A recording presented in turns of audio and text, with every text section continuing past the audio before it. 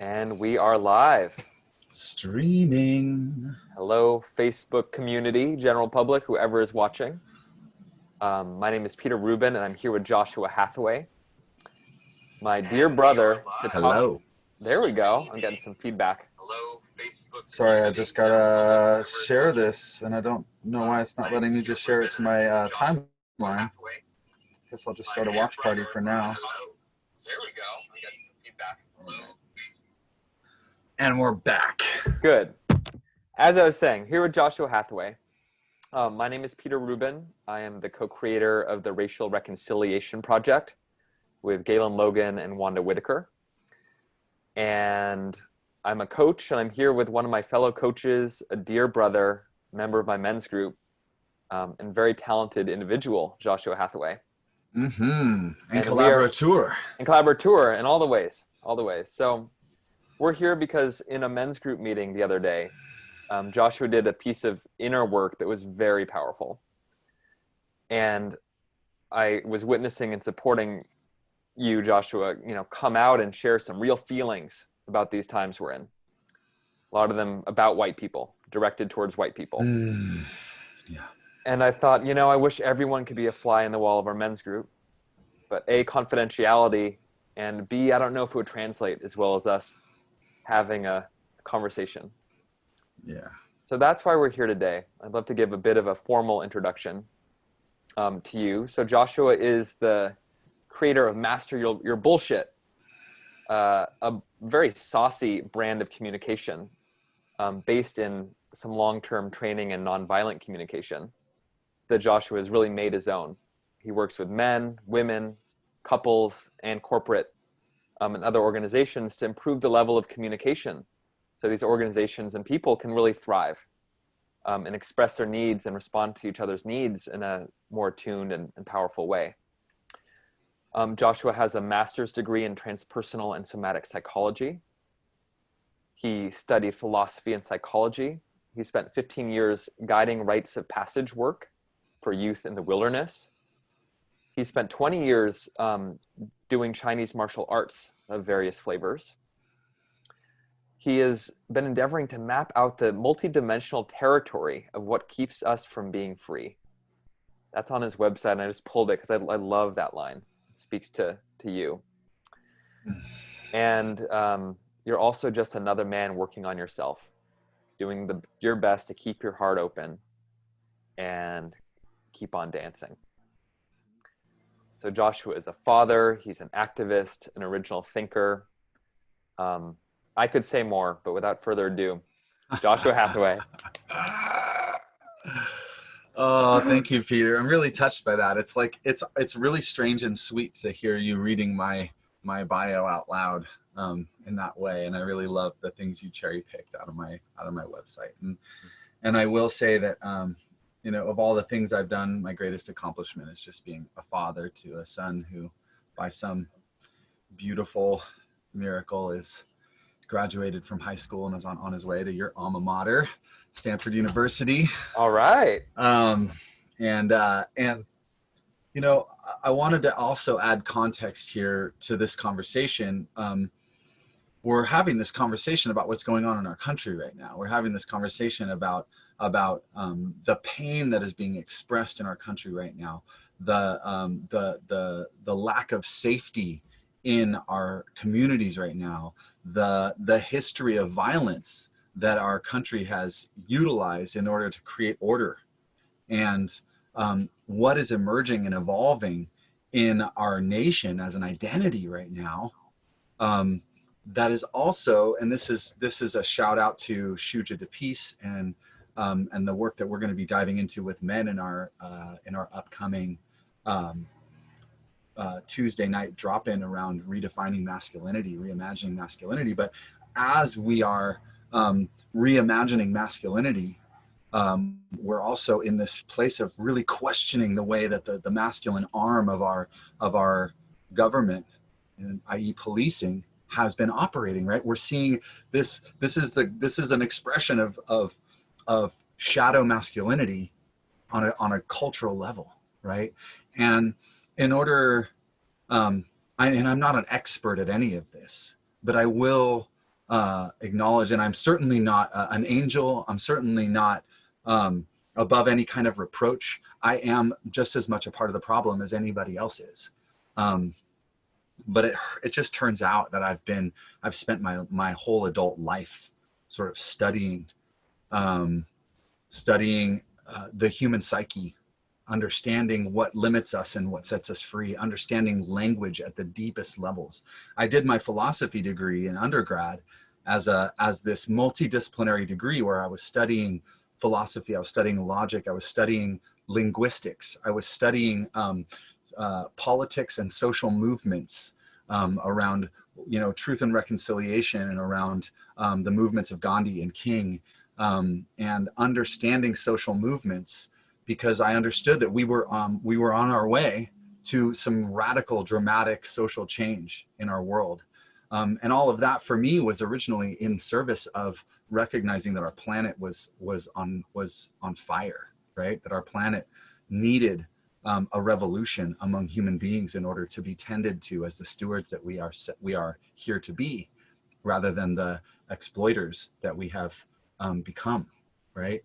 And so I've been and then this deep study in integral theory for 15 years, just deeply trying to understand the way that science and spirituality and psychology and sociology all sort of interact, right? And then the very on the ground communication work, the no bullshit communication work, studying with the likes of Marshall Rosenberg to understand how we actually use language in an authentic and integral way, rather than using language to just like categorize and judge and distance ourselves from any particular thing that we might be seeing and trying to describe, right? How we listen deeply, not just to express ourselves, but how we actually pause our own inner sort of narrative and need to be heard and right, so that we can take somebody else's experience in and understand them as them, right? Which helps us understand this intersubjective world that we're experiencing right now, that's become so heightened in the age of the attack on a cohesive narrative in America, right? This is one of the places where like people are just being targeted through the algorithm for the particular kind of conspiratorial or news or whatever other things they want to consume, and then they're being fed that, right? Which is just fracturing the American narrative, and it's fracturing our capacity to be able to relate to one another, because we're being fed different information, right? Things being emphasized toward the left and things being emphasized toward the right that are not the whole picture, right? On either side. And everybody wants to think that their side has the whole picture and the other side. It's just so fascinating to me. It's fascinating. I literally, for some reason, the algorithm thinks that I enjoy sort of conservative stuff, which I do as a sort of anthropologist. I will literally see the right and the left post the exact same video, and the left says, watch so-and-so get owned by this reporter. And then the right says, watch so-and-so own this reporter. It's the same exact thing. They're just framed differently, right? It's the same conversation. So it's just wild to me that this is happening, right? And this is one of the scariest aspects of what's happening collectively right now, is that our narrative is being fractured.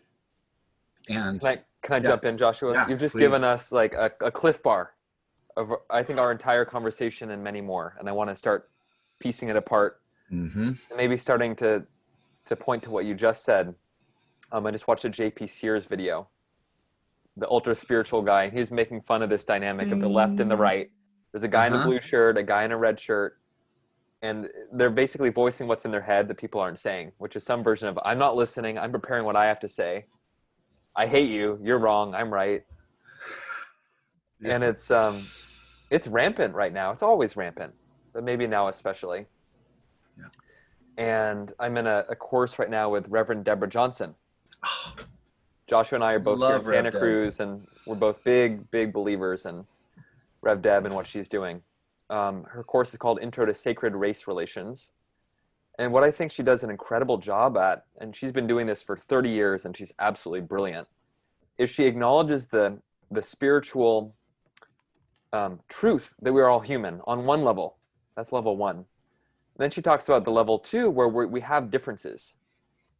And white people especially, spiritual white people especially, tend to be afraid of that level two, because there's this assumption that differences mean conflict. And what she says, it's not the differences, it's the polarization of our differences that leads to that conflict. And then level three is our individual human uniqueness.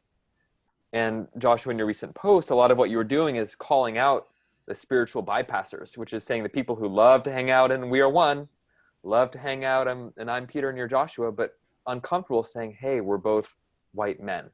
What does that mean? Right? For better and for worse, what does that mean?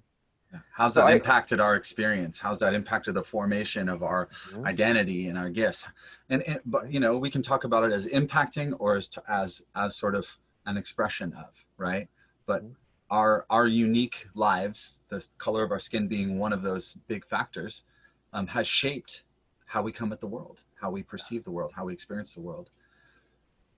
Yeah. And you know, one of the things that I like to say is that having white skin, especially being a white man, one of the things that my white maleness has shaped in me is a propensity for dissociation, which is often called white privilege, right? White privilege and dissociation are connected in my experience, because as a white man, as a 6'3", almost 200-pound white man, I have the least of pretty much anybody in the room to be what's the word, cautious about, right? I'm not looking to other people to get cues in most spaces about how to operate. I don't feel threatened in most situations. And so I walk around my world needing to be the least sensitive one in the room. While people who are just smaller than me, women, people of color, women of color, all of these other groups of people and the experience they've had shaped by their life and their skin color and their embodiment, all have to be more sensitive to what's going on. Women have to be more cautious. There's more danger afoot in certain ways, right? People of color have to be more cautious. There's more danger afoot in certain ways, right? And so when people talk about, I don't have privilege, well, it's really like impossible to see your privilege happening, because the things that are your privilege are things that have been given to you, but denied other people. The absence of the privileges that we have been aimed at other people. So we've never had to see it coming directly at us in the world in ways in which we do have privilege. That's not to say that if I don't go into some other group that I'm not going to be looking for cues, that I don't go into a group where I don't identify as somebody who has authority or leadership, that I'm not like going to feel maybe even a sense of exclusion or any of the things that people of color talk about living in our society at large. But that in our society at large and the systems that serve it, I have a hall pass on so many levels. Yeah.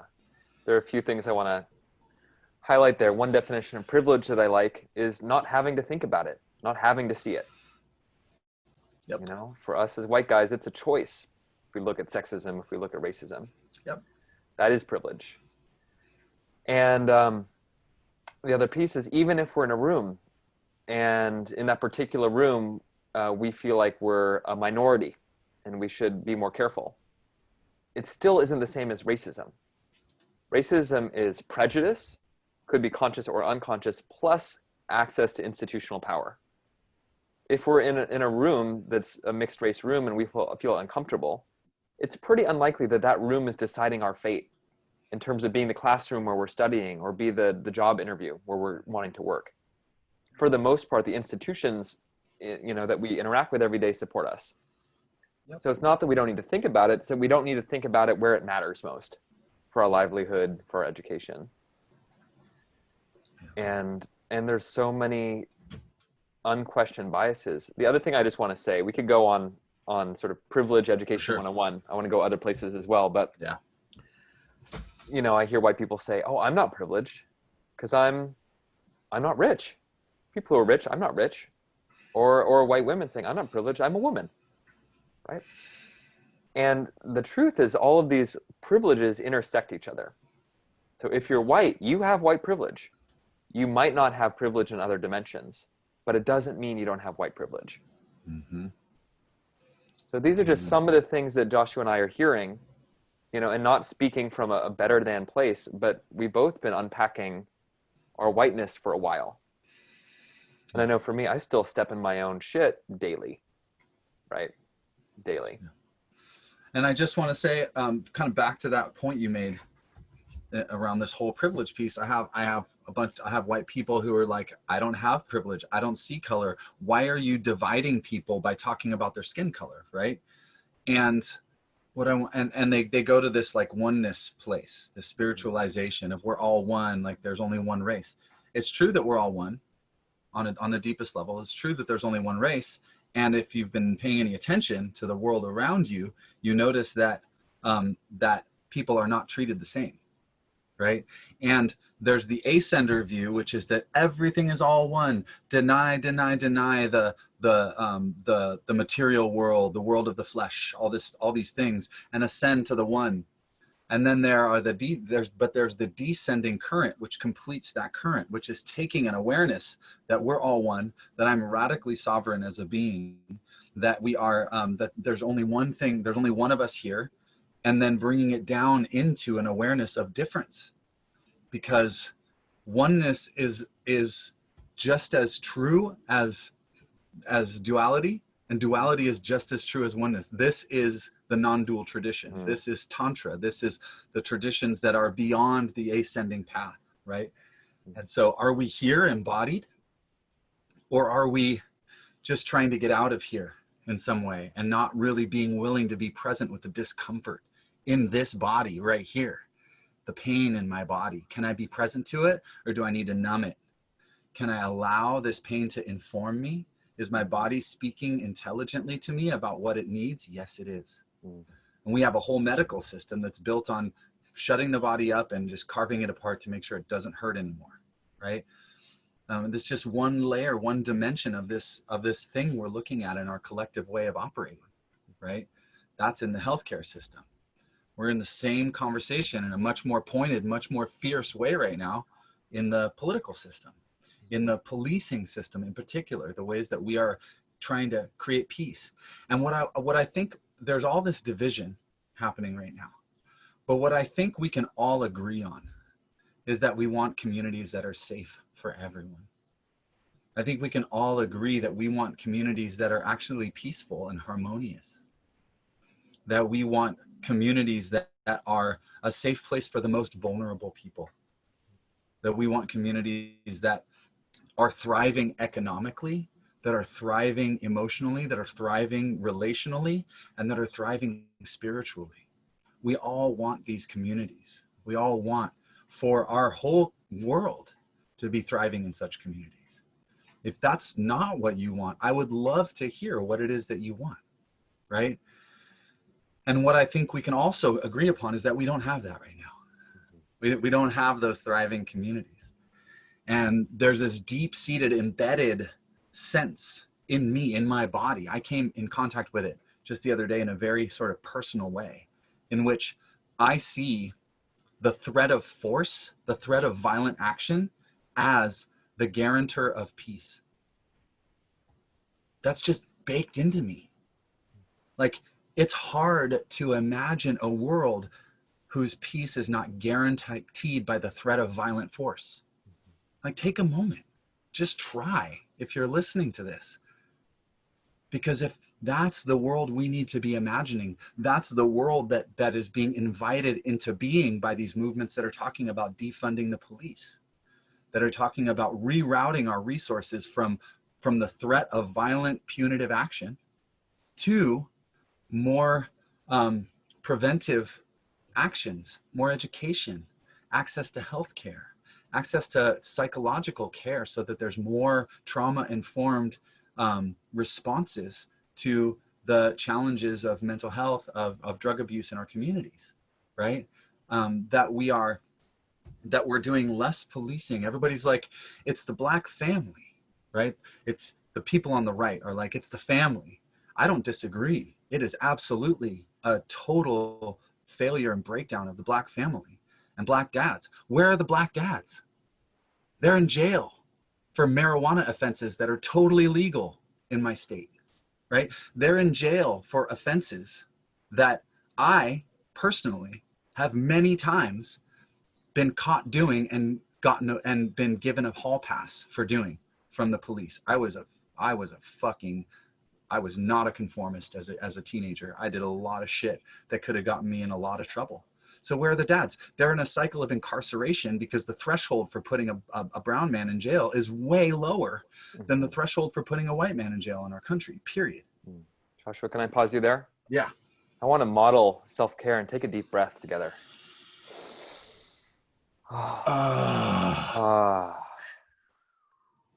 That pause is so important because, again, I don't want to interrupt. You are on your flow and you have the whole system, and it's a lot to take in. It is a lot. Thank you, Peter. And I'm empathizing with various groups of people watching this, right? Some people might not agree, right? And I know for me, as my eyes were open to racism as a white man, I could only handle little bits at a time before I started to dissociate, that word you used before, or go into reaction. Yeah. So I'm going to interrupt you more. Yep. And I'm going to go back to a few of the pieces you said that feel really important. One is, I think we've been circling around this idea of spiritual activism, right? So we have activists who've traditionally really burned themselves out. You know, people who are fighting for justice, who aren't really taking care of themselves, and it ends up being unsustainable for them personally. And then on the other side, you have people who are, you know, spiritual, they're checked out, they're not engaged at all. There are many other groups of people, but I think the union of activism and spirituality, of recognizing that we are, I think it's a Zen saying, not one and not two, right? We are not just one, we are not just a bit divided. I really think that is the way forward for us. Because in the spirituality, there's healing, there's resource. In the honest acknowledgement of differences, there's truth and there's reconciliation that's possible. Would you agree with that? Absolutely. Yep. Yeah. Yeah, you also spoke to violent force and certain groups of people, communities of people who are counting on violent force to maintain the peace. And that instinctive response, if there's violence, you need more violence to overcome it and return to peace. I just watched Donald Trump's speech that you posted on your Facebook, and that was a very black and white example right, of what that looks like. No pun intended. You know, right, no pun intended, of upping the ante, you know, increasing polarization. And what I really want to move towards is something you said about a world where we all win. I actually want to read a quote that you put out there that I think is perhaps your most unique contribution to this conversation. I haven't seen anyone so consistently stand for this win for all solution. And it's basically saying, hey, if there's this polarization, there's the left and the right, white and black, however we want to frame it. There's a world that's not based in scarcity, not based in lack, but it's a more beautiful world. So I just want to read what you wrote here. You said, we're in the midst of an American identity crisis, and the game isn't over until everybody wins. Excuse me. If you can't imagine an American game where everybody wins, that is what we call a crisis of imagination. We often find the greatest game-changing creative energy lying coiled where we want least to look, in the underworld of our own personal and collective shadows. So I want to ask you to unpack that. Yeah. And there's a lot in there. There are two pieces that stand out. One is this idea that we're in a crisis of imagination, maybe more so than a racial crisis, right? So let's start there, and then I want to go to this idea of the shadow. Something's vibrating. Is that a phone? That's your phone? Okay. Yeah. A crisis of imagination. I want to thank Inbal Kashtan, who is my direct lineage teacher in nonviolent communication and has made just an indelible impact on my development and growth. And her sister Miki Kashtan, who's still alive. Inbal passed from cancer about 5 years ago. For introducing me to this idea of a crisis of imagination. If I can't imagine it, how am I to be able to live into it or discover it, right? And we often find ourselves, we most often find ourselves in crises of imagination when we are in fight or flight mode on some level, right? If you have something, if you have a creative moment and you feel inspired and you get your paints out and a saber-toothed tiger comes in, you're not going to sit there and keep painting. You're going to fucking run from the saber-toothed tiger. When we go into fight or flight mode, we lose track of our imagination, of our capacity. Our energy is shunted away from that. And so this crisis of imagination is huge, and it's most visible right now when you see the way that people approach this idea of defunding this police, which I have to admit is not my favorite branding, right? Reimagining policing is, I enjoy that branding a bit more, right? But people are going nuts. Like, what do you mean defund the police? Just get rid of the police? What we haven't done is, again, like, imagined vividly what a community would feel and look like that didn't need to have its peace guaranteed by violent force, right?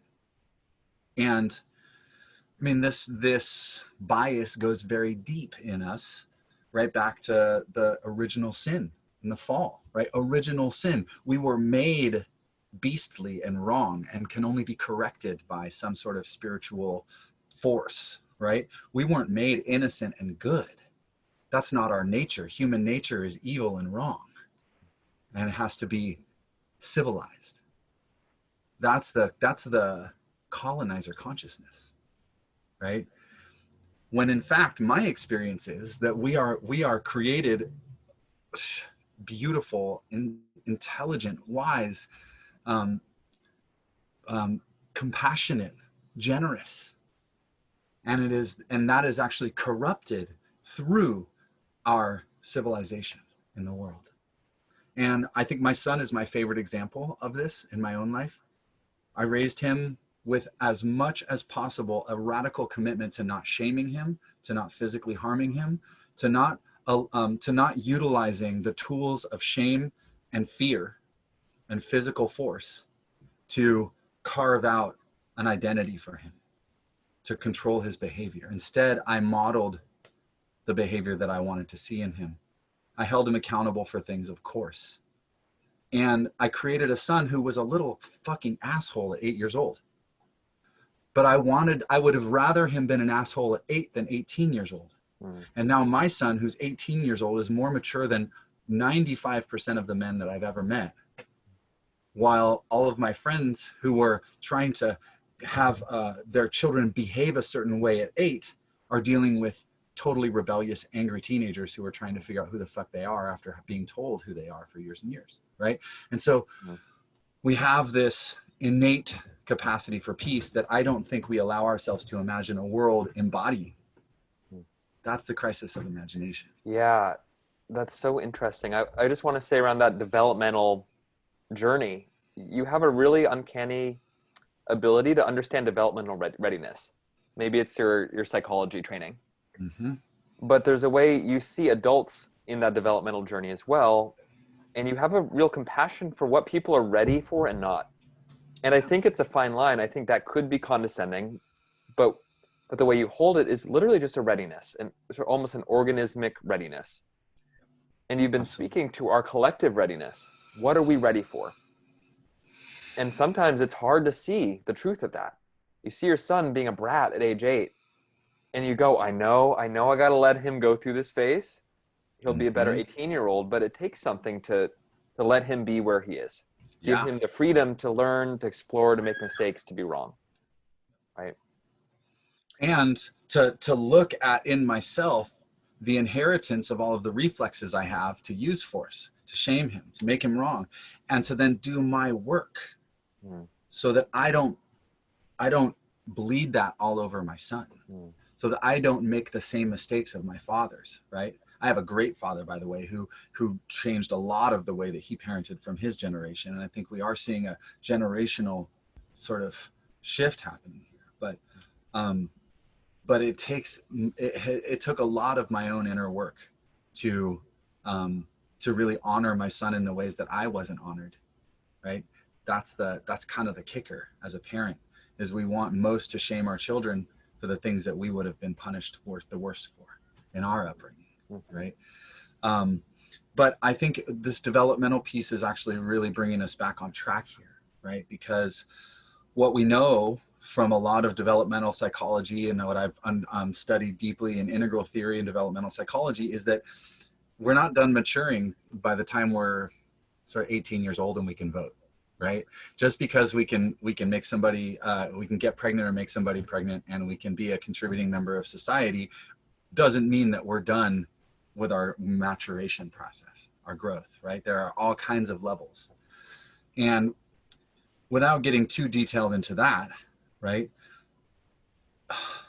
Every significant developmental accomplishment comes with a developmental crisis, right? I watched this over and over with my son, who every time he was about to make a developmental leap, he would develop a fever and he would get hot, he would get sick, and he would start acting like a half a year or more younger than he had been acting recently, right? He would start to, the old identity would kind of creep up and try to play itself out and grasp on for some kind of hold on his system. And then he would burn his way through the fever. We weren't Tylenol parents. We loved him. We put him in lukewarm baths. We'd support him through his fever process. And then he would pop out, and literally overnight, it was like all of these new developmental capacities were online, right? He was a new person. Boom, landed, right? But everybody wants to get to the landed part. Nobody wants to go through the fever and the old stuff coming up. And this is what's unique, I think, about the way that I've been looking at it, because this is my wheelhouse, is development, right? And because we're living in a universe that is holographic, the micro is a reflection of the macro, is a reflection of the micro, right? Things are, fractals are happening at all different levels. There's the interior world, my direct intimate relationships, my intimate circle, my community, my society, my world, right? These are all reflecting each other in certain ways. And I see America in a developmental crisis right now. We have just, in the most significant way in my lifetime, sort of seen the old identity of nationalism and racism clinging to the American identity through the election of this dude, Donald Trump, who is literally a reality TV show star and a questionably successful businessman, right? He's literally a liar. And my personal experience is that I find it really hard to trust people who trust him, because I look at this man and my intuition just screams like, this man is not trustworthy. There's nothing about this man that's trustworthy. I have the same experience of Hillary Clinton, by the way. I have to admit, when I see her talking, when I see her engaging with people, my intuition says, nah, like there's something that's not right about this person. I don't trust this person at a basic level, and I trust my gut, right? And so we're seeing this identity kind of grasp on, and then we're, as a collective, we're playing out all these different parts of it, right? The parts that want us or want the good old days, the parts that are unwilling to see the impact of the behaviors that we're about to sort of transcend, right? The ones who, look, it's scary to imagine a world without police when you imagine that police are the only way the world stays safe. I want you to get that metaphor. I want everybody to get that metaphor. Like, it's scary to imagine there not being some protector force. If you've ever felt protected by the police. Right. God. For some, it might be a relief. Let's take a breath with that.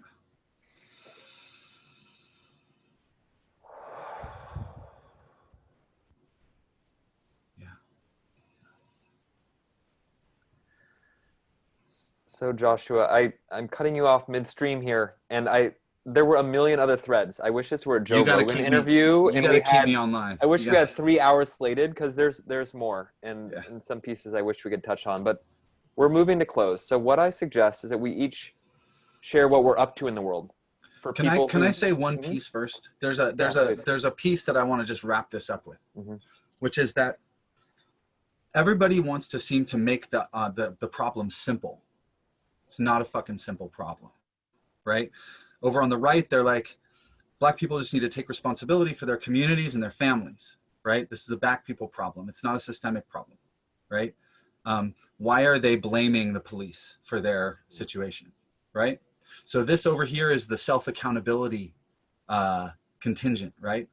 Be self-accountable. And then over here, we have very loud voices saying there's a systemic problem.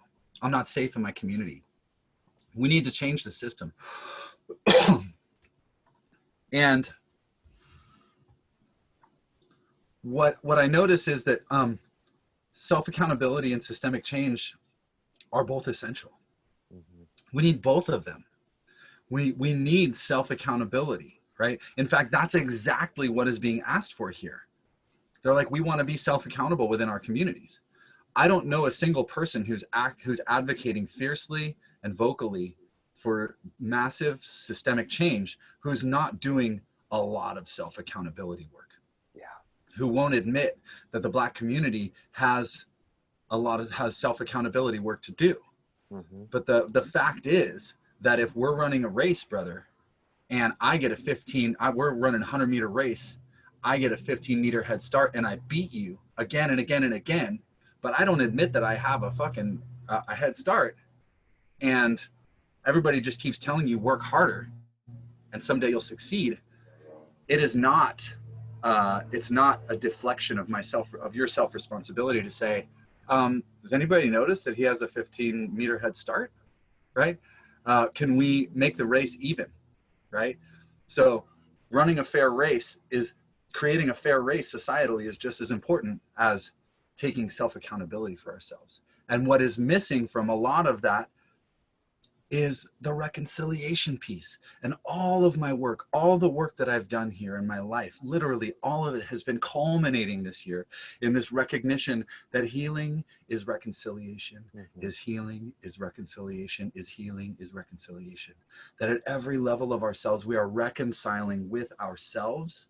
We're reconciling by actually acknowledging and being willing to look at what is and is not working in our own interiors and our own relationships. We're reconciling with others.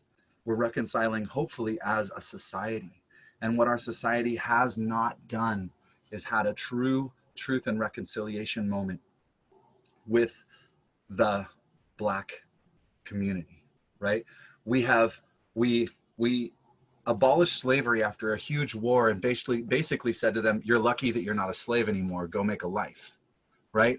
And then we've systemically, as a country, put all of these hurdles in front of the Black community to develop wealth and actually develop their own identity and their wealth and their participation in the system and those have become subtler and subtler and now exist as a justice system that really sort of targets people of color in an imbalanced way. Mm-hmm. And so what does reconciliation look like? If we cannot reconcile the elements within our society, if we can't reconcile with each other, if we can't acknowledge the wrongs done and the intergenerational trauma and the benefits accrued, then it's going to be really hard to come up with, to create a society together, to create a society that works for everybody, right? And yeah, it's just really important, I think, for everybody on all sides to acknowledge, get out there and speak your truth, but find the thing that you agree with about what the person is saying and say that first. If you can do one thing in your conversations with people is to acknowledge where you agree with somebody before you tell them where you disagree with them. One thing, because you know what? Empathy, a recognition or acknowledgement will lubricate their ears for your message. Acknowledging the validity of what they're trying to say, even if they're saying it in a way that doesn't work for you, is going to create a dialogue and the possibility of connection. Because any information that we share around this has to be resting on the bridge of connection. If we don't have connection, then as soon as we start putting a heavy load, boom, the bridge fails and everybody loses. So how can we create micro connections through micro acknowledgements of the validity of a side that may actually just rankle me and bring up so much anger and so much frustration because they're emphasizing something that is a distraction from what feels to me like the most important thing.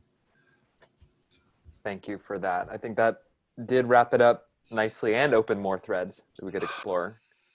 But I want to just build some connection and thank you for your care, your deep care, your huge heart, and the years of thought you put into this to have a very sophisticated, systemic understanding.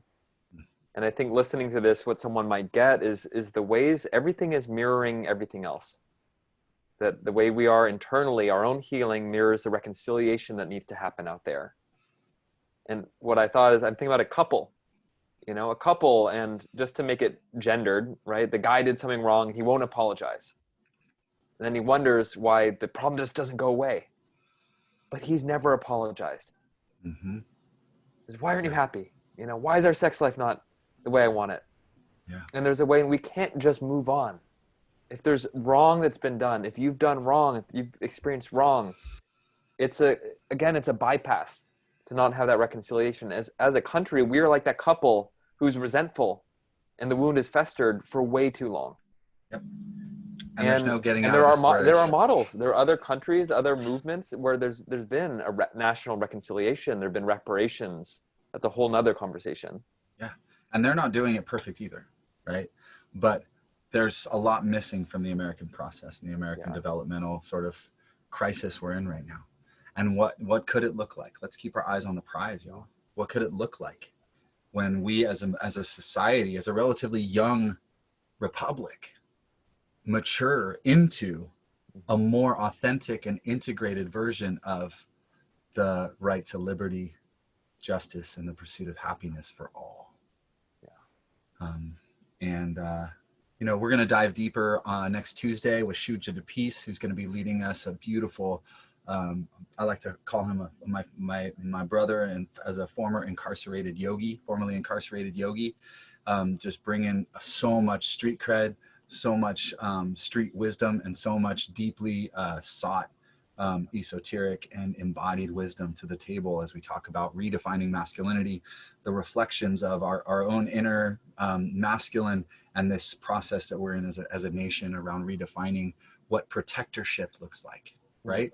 Because this is what we're talking about on a soul level. We're talking about what does true protectorship look like on a collective level. And the masculine energy is the protector energy. And we are refining collectively what that means. So we're going to be in a conversation about that, learning how to get our sexual energy aligned and connected to our heart, which is also then connected to our genius, so that we can move forward as leaders, as protectors in a more integral way. Brilliant. And that is this coming Tuesday evening. What's the date on that? Date and time? Oh, what is the date on that? Tuesday the 14th, I think.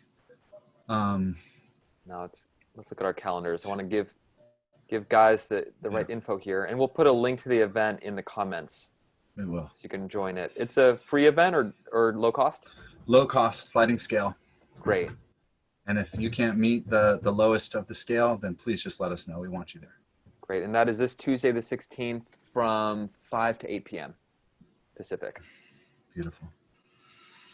And what I've got going on, I'm part of this team, the Racial Reconciliation Project, with Gaylon, Logan, and Wanda, Whitaker, two stellar Black facilitators who are working with me. It's Gaylon's project. He invited us in to educate and offer healing guidance for white people. So what this is, it's a workshop series, and it's called Free Yourself First.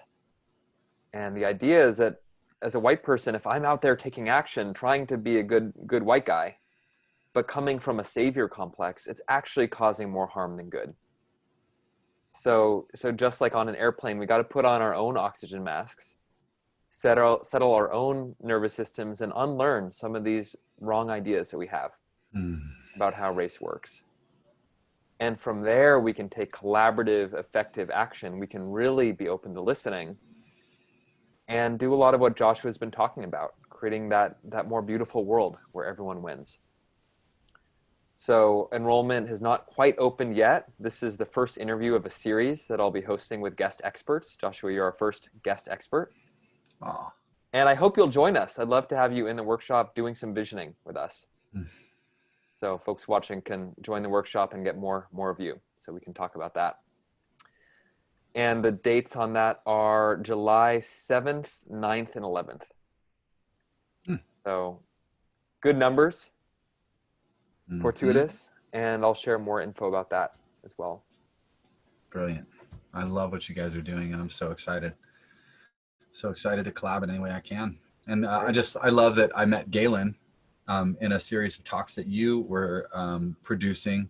We both sat in front and talked about fatherhood, right? Being fathers in our world. And he's been such a powerful advocate for the African-American families in the Bay Area and Oakland based for so long. He just is such a wealth of on the ground experiential wisdom and just a massive heart. So I'm excited that you guys are doing this. Yeah, it's a good cause. I think it's going to help a lot of white people, and it's supporting his agency, Village Connect, which does really good work.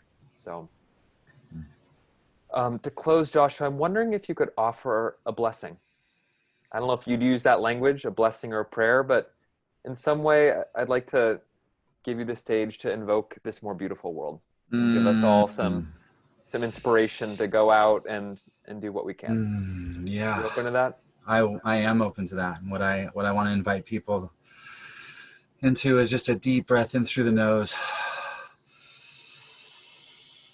And a big exhale with an ah. And I actually want to take a moment to sit with you in the world that we've created 30 years from now, 2050. I want to sit back with you and just celebrate. I want to look around with you and see the beauty of our thriving world. I want to invite you to celebrate and remember all the incredibly courageous things that you've done in your life to create a world where our grandchildren are thriving, where everybody has enough of what they need and nobody has so vastly more than what they need that it becomes an inequity.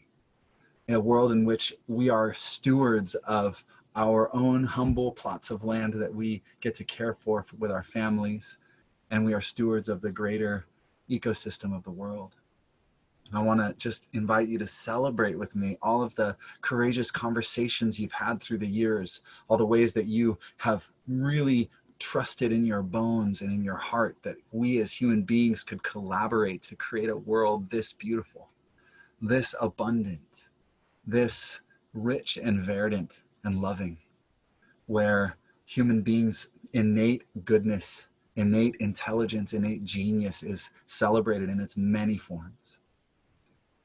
I want to invite all of us to take a deep breath in that world of fresh, clean air.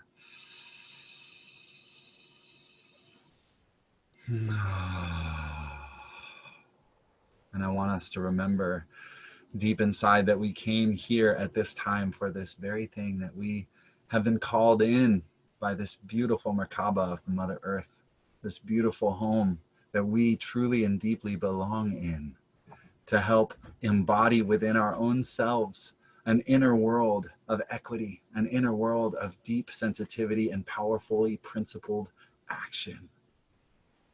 An inner world where we make room for the most vulnerable voices and we create structure to thrive. I want us to remember that we're here to do our humble work, to listen and learn and share at every level of relationship that we have, so that we get together to collaboratively create something that none of us can actually fully vividly imagine from where we are, because it's going to take all of us to get there. I want us to remember that the game isn't over till everybody wins, and everybody will win as long as we hold that vision and don't settle for compromises, and don't settle for just a prettier package on another violent, insensitive, unjust system. That we can hold out, we can claim what we know this world is worthy of, what humans are worthy of, what children are worthy of, what the Black community and the white community together are worthy of, so that we can live in greater harmony, greater peace, greater connection, generation after generation after generation to come.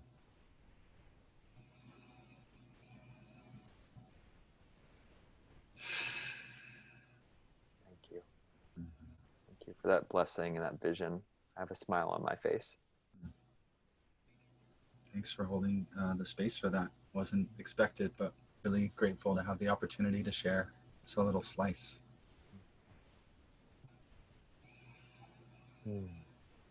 Well, we'll wrap up with that. Thank you, Thank Joshua. you. Thank you all for listening. Mm-hmm. You know, we didn't take questions during this, but we'll take a look at the comment thread. If you have questions, we'll both engage with you there. Mm-hmm. And we'll share some links for how to go deeper. Yeah. Looking forward to your questions and deeper engagement. Really, this conversation is just the beginning of a much bigger conversation. So thanks for joining it. Thank you, Peter, for holding this and inviting this in. Appreciate your facilitation.